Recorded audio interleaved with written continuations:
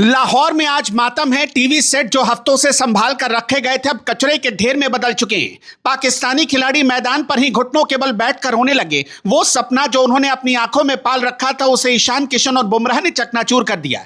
अरे भाई, भारत से टकराओगे तो यही हाल होगा। भारत ने तुम्हारी सारी हवाबाजी निकाल दी।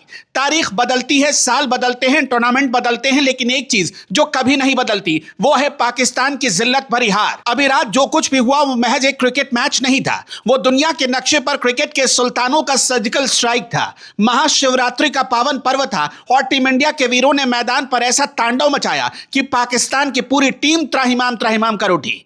लाहौर की गलियों में सन्नाटा पसर गया। इस्लामाबाद के ड्राइंग रूम्स में टूटे हुए टीवी के शीशे इस बात की गवाही दे रहे थे कि जब हिंदुस्तान के शेर दहाड़ते हैं तो गीदड़ों की बस्ती में सिर्फ मातम ही पसरता है। शुरुआत में जब अभिषेक शर्मा शून्य पर आउट हुए तो सरहद पार पटाखे फूटने की आवाजें आने लगी थी। उन्हें लगा था कि आज तो भारत 100-125 पर ही सिमट जाएगा, लेकिन उन्हें क्या पता था कि क्रीज पर ईशान किशन नाम का राफेल लैंड कर चुका है। ईशान ने सिर्फ बल्लेबाजी नहीं की बल्कि पाकिस्तानी गेंदबाजों के करियर पर ऑपरेशन सिंदूर कर दिया। 40 गेंदें 77 रन। ईशान का हर शॉट पाकिस्तान के घमंड पर एक करारा तमाचा था। वो जिस तरह से बाउंड्री के बाहर गेंद को भेज रहे थे, लग रहा था जैसे महाकाल का साक्षात आशीर्वाद लेकर उतरे हों।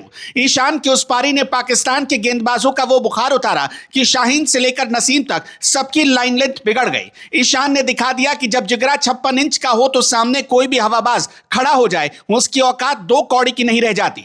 जब ईशान आउट हुए तो लगा कि शायद अब पाकिस्तान वापसी करेगा, लेकिन कप्तान सूर्य कुमार यादव ने विकेट को ऐसे संभाले रखा जैसे कोई जौहरी अपने हीरे को संभालता है। 29 गेंदों में 32 रन। ये सूर्य कुमार यादव के रन थे जो पाकिस्तान के जख्मों पर नमक छिड़क रहे थे। सूर्या की कप्तानी ने मैदान पर वो वैभव बिखेरा जो सिर्फ एक विश्व विजेता टीम ही कर सकती है। और फिर आए शिवम दुबे और रिंकू सिंह। शिवम ने 17 गेंदों में 27 रन की जो आतिशी पारी खेली, उसने स्कोर को 150 के पार पहुंचा दिया। और रिंकू सिंह, भाई उस बंदे ने तो सिर्फ 4 गेंदों में ही खेल खत्म कर दिया।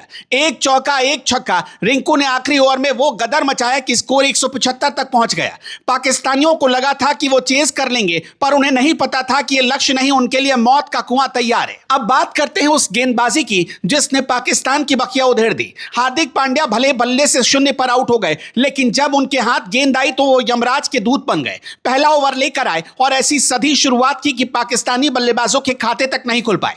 चौथी गेंद पर हार्दिक ने जबरदस्त विकेट झटका तो बाबर आजम का चेहरा देखने लायक था, मानो किसी ने उनके हाथ से बिरयानी की प्लेट छीन ली हो। और फिर आए दुनिया के 8वें अजूबे जसप्रीत बुमराह। बुमराह गेंदबाज नहीं बल्कि चलता फिरता ब्रह्मोस मिसाइल लेकर आए थे। उनकी गेंदें आग उगल रही थी। बाबर आजम की सारी बाबरगिरी उस वक्त धरी की धरी रह गई जब बुमराह ने 1 इंच स्विंगर मारा और उनके स्टंप्स को चकरा दिया। साइम अयूब जो बल्लेबाजी के दौरान बड़े सूरमा बन रहे थे, बुमराह ने उनका ऐसा इलाज किया कि वो क्रीज पर ही कांपने लगे। मैदान पर जो मंजर था वो अद्भुत था। पाकिस्तानी खिलाड़ी ऐसे रो रहे थे जैसे उनका सब कुछ लुट पिट गया हो, और लुटे भी क्यों ना। जिस मुल्क की पहचान ही हवाबाजी हो, जब उसका गुब्बारा फूटता है तो आवाज बहुत दूर तक जाती है। लाहौर और कराची में रात भर चूल्हे नहीं जले क्योंकि वहां के टीवी पहले ही टूट चुके थे। ये जीत हमें याद दिलाती है कि बाप बाप होता है और बेटा बेटा। आप चाहे जितनी भी साजिशें कर ले, जितना भी जहर उगल ले, लेकिन जब बात मैदान जंग की आती है तो भारत के योद्धा हमेशा पाकिस्तान को उसकी औकात आईने में दिखाई ही देते हैं। यह मैच एक सबक है कि अगली बार पाकिस्तानियों, तुम जब भारत के सामने आओ तो महाकाल का नाम लेकर दुआ मांगना कि हार का अंतर थोड़ा कम रहे। सूर्या की कप्तानी में टीम इंडिया ने जो रुद्राभिषेक किया, उसने क्रिकेट की दुनिया में भारत का डंका एक बार फिर बजा दिया। यह जीत वैभवशाली है, यह जीत ऐतिहासिक है, और यह जीत पाकिस्तान के घमंड का वो दाह संस्कार है जिसे वो सदियों तक याद रखेगा।